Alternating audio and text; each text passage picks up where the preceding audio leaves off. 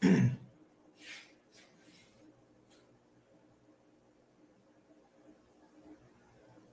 good morning, good afternoon, good evening. This is Alan Burgos from the hashtag Walk with Lan channel. Welcome and welcome back to our channel.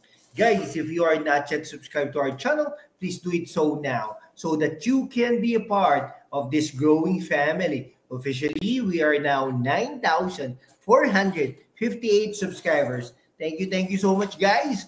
God bless you all. At mahal na mahal ko po kayo at malapit na po tayo 10,000 subscribers milestones. Maraming salamat po sa inyong lahat. Mahal na mahal ko po kayo. Okay, ang pag-usapan po natin dyan ay dyan po sa Pasig City. Okay? Alam naman po natin na wag po tayong pasensya na po sa mga taga-Pasig. Alam ko, marami pa pong humahanga dyan sa inyong mayor, pero hindi po siya ang pamantayan ng magaling na mayor. Hindi po siya ang pamantayan ng isang masipag at isang may vision sa isang syudad. Okay? Hindi po siya Ang ating pamantayan, ang ating gold standard para po sa isang magaling na mayor at marami pong nagawa sa kanyang syudad ay ang dating mayor ng Maynila na si Yorme Isko Moreno. Wala na pong iba. Ngayon, ito po ay alam naman po natin kasi noong Oktubre pa po ito na si Vico Sotto ay hihirit ng re-eleksyon, no? Pero nung katapusan ng Oktubre ay tila bagang ayaw niya ng may kalaban. Bakit po ganoon? Di po ba ating alamin? No, diyan po sa Pasig City. Kasi sumulat po, no, si Mayor Vico Sotto, nirepresenta po yun ng isang magaling na ng abogado, no? Isang magaling na abogado diyan sa Commission on Election na pinapadisqualify ang kanyang katunggali na si Sara Diskaya ay pahiwatig lang na ayaw niyang may pagpipilian ang mga Pasigueño sa Mayo 2025 midterm elections. Bakit po gano'n? So nagiging trapo na po ito si Mayor Vico Sotto. Pahayag ito ng advocacy group na Tindig Pasig ng malaman na personal na ipinareceive ni Sotto sa COMELEC ang letter complaint na nagsasaad ng pangamba na baka mabahiran ng duda ang halalan dyan sa Pasig City dahil ang kanyang katunggali ay may kaugnayan di umano sa Miro Joint Venture, ang kumpanya na nanalong mga siwa sa botohan at bilangan sa darating na halalan.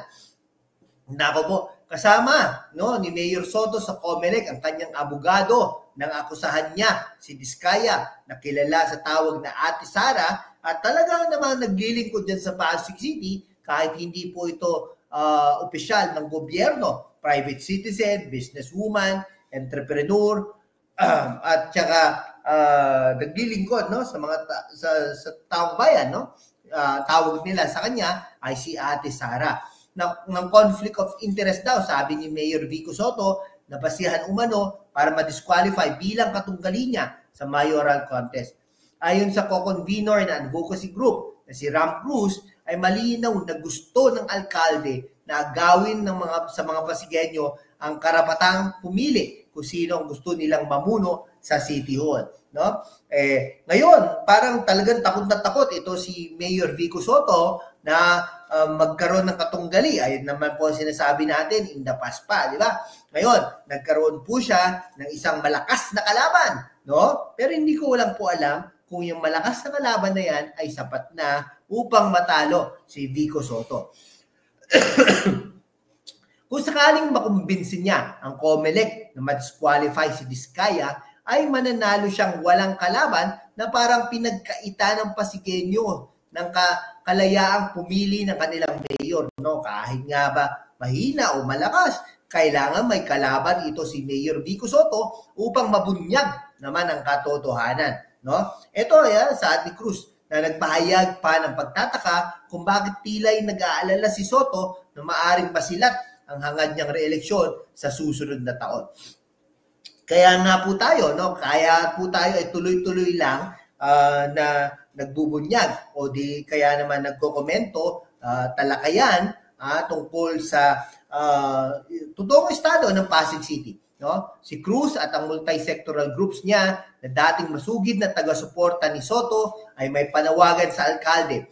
Bakit hindi mo na lang hayaan na ang mga Pasigueño ang mamili kung sino sa inyo ni Ate Sara ang kanilang iboboto? Tama naman po, di po ba? Sa issue naman ng conflict of interest na inaakusa ni Soto kay Diskaya, ay sinabi ng tindig Pasig co-convenor na hindi tamang pangunahan at pagdudahan ng alkalde ang kakayahan ng COMELEC na magdaos ng malinis at patas na halalan sa isang hindi naman gaanong kalakihang lungsod sa Metro Manila. Tama naman yan. At hindi naman po ganun ka progresibo. No?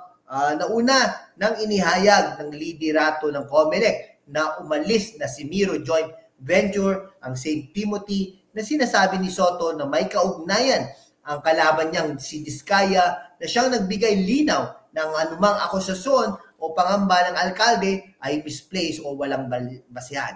Wala po, wala pong kaugnayan.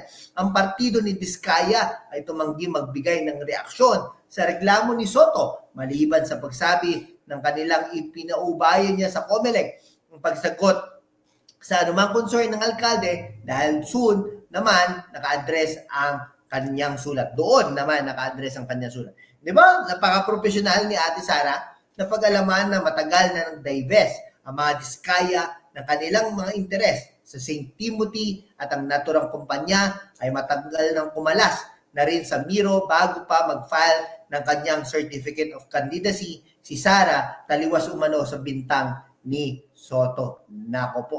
Di po ba? Parang takot na takot. Talagang takot na takot ito si Mayor Vico Soto. Pero anyhow, maganda rin po yan na may kalaban, Mayor, para naman malaman ng mga kababayan niyo dyan sa Pasig City kung sino ang karapat-dapat na maging mayor ng Pasig City. Tandaan niyo po mga Pasigueños, ang pamantayan ng isang magaling na mayor ay Mayor Yorme Isko Moreno Dumagoso na dating magkapartido, no?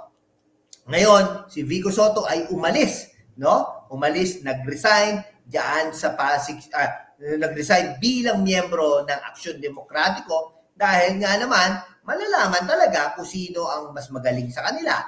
Di po ba? Ngayon, tingnan mo, ito si Trillanes, biglang sa kanya pumunta, naggamitan lang sila. Pero anyhow, talaga dapat, kung talaga seryoso si Trillanes na maging mayor ng Caloocan City, hindi po ba dapat na pumunta siya kay Yorme Isko Moreno upang pangaralan kung ano ang dapat bilang mayor ng Caloocan City. Anyhow, nandito na lang po mga kaibigan ko. Maraming salamat po sa inyong lahat. Mabuhay po kayo.